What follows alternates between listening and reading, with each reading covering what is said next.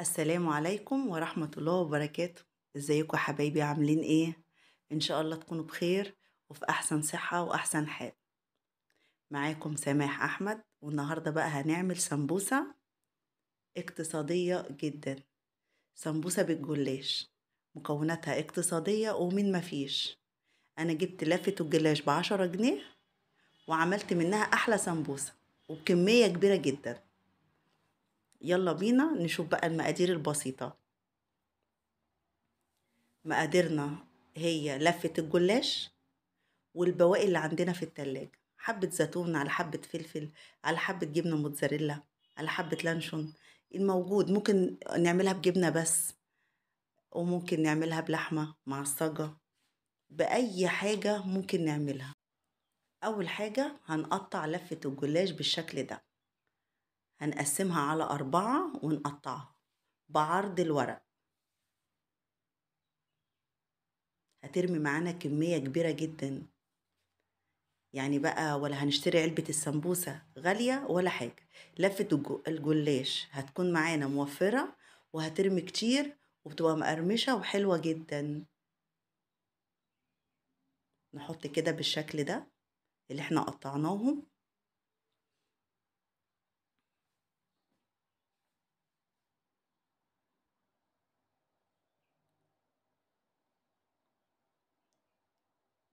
نعملهم صف واحد.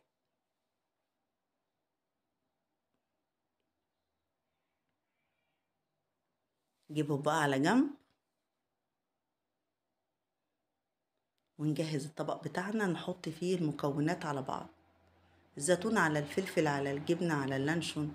اي حاجة في التلاجة نعملها بيها تبقى طعمها زي البيتزا بالظبط، وطعمها جميل جدا، هيعجبكم بجد بجد، تحفة بجد ومن مفيش. نلم الحاجة اللي وقعت كده.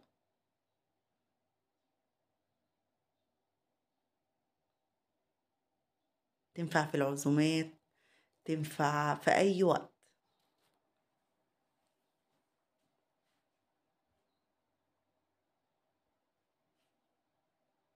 نلم الحاجة اللي وقع مننا ونقلبهم بقى مع بعض.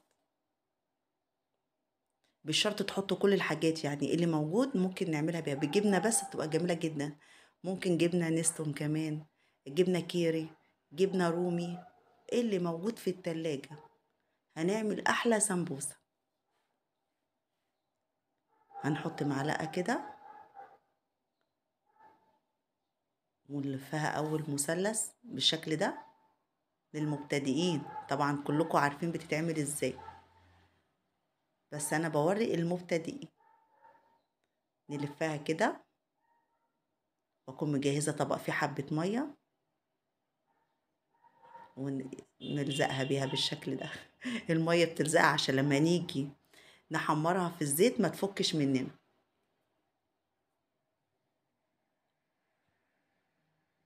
هنعمل واحده كمان.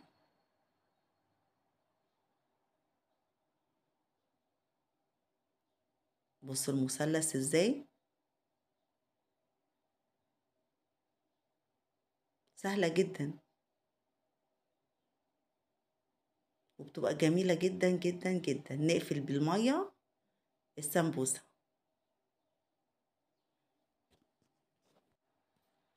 ناخد ورقتين مع بعض، احنا بناخد ورقتين مع بعض، كل ورقتين مع بعض ونحط كده حتة الجبنة ونلفها بالشكل ده. مش بنعمل ورقة ورقة عشان هتبقى خفيفة قوي، ورقتين ورقتين ونقفلها بالمية. ناخد برضو الورقتين ونلفها كده اهو، مثلث مثلث مثلث مثلث. هي هتكون بتتلف معانا على طول،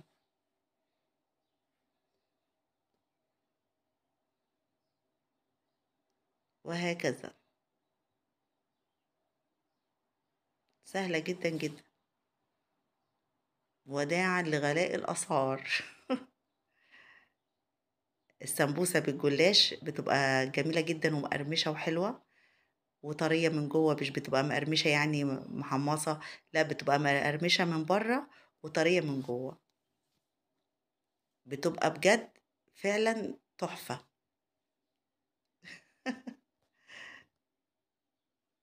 أجي هلفها من الناحية دي كمان عشان تكون أوضح. وبترمي معانا كتير. علبة السمبوسة بيبقى تعتبر نص الكمية بتاعت الجلاش. الجلاش بيعمل معانا ضعفها أو أكتر شوية وأحلى بكتير. ب10 جنيه عملنا صينية سمبوسة.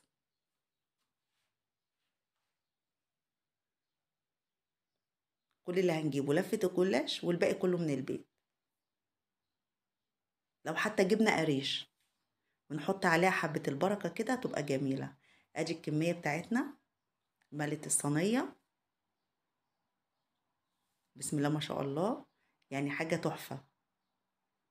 نسخن بقى المقلاية أو الطاسة بتاعتنا ونحط فيها حبة زيت حلوين. وأول ما الزيت يسخن نخلي النار بتاعته متوسطة، ما نخليهاش عالية عشان ما تحرقش السمبوسة.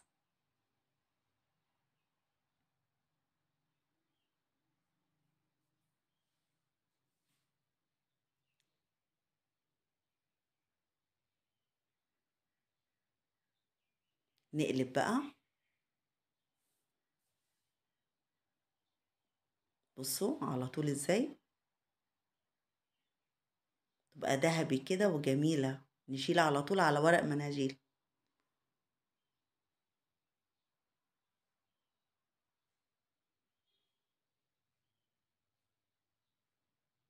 بصوا لونها.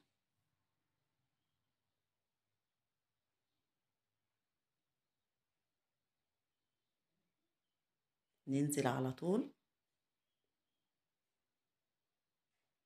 الزيت كده سخن، أول ما نحط السمبوسة نقلب على طول. أول واحدة ورا تاني واحدة كده، ما نديهاش فرصة. هي بتاخدش أي وقت.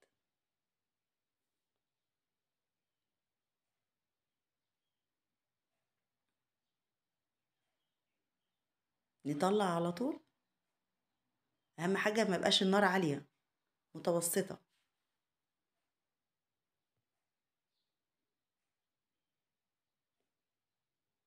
ننزل ونقلب. أول ما نحطهم نقلب على طول، تاخدش وقت في التحمير. بغاشة بغاشة، وهكذا.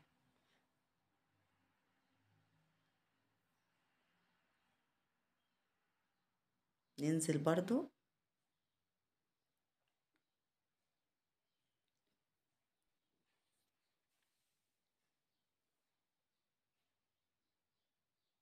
موفرة جدا واقتصادية جدا جدا، وأرخص من كده مفيش.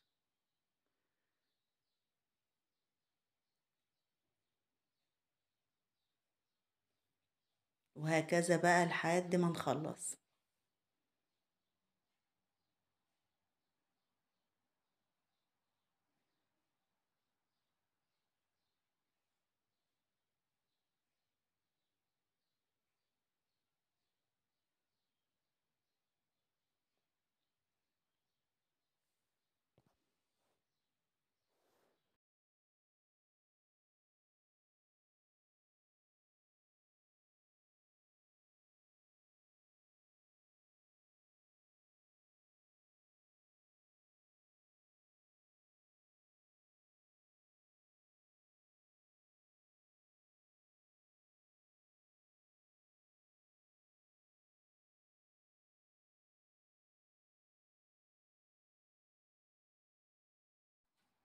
بس كده. ايه رأيكم؟ بسم الله ما شاء الله، لونها جميل ورمت معانا كمية وفيرة. بصوا بقى لما مقرمشة. وبصوا الجبنة دي جبنة شيدر.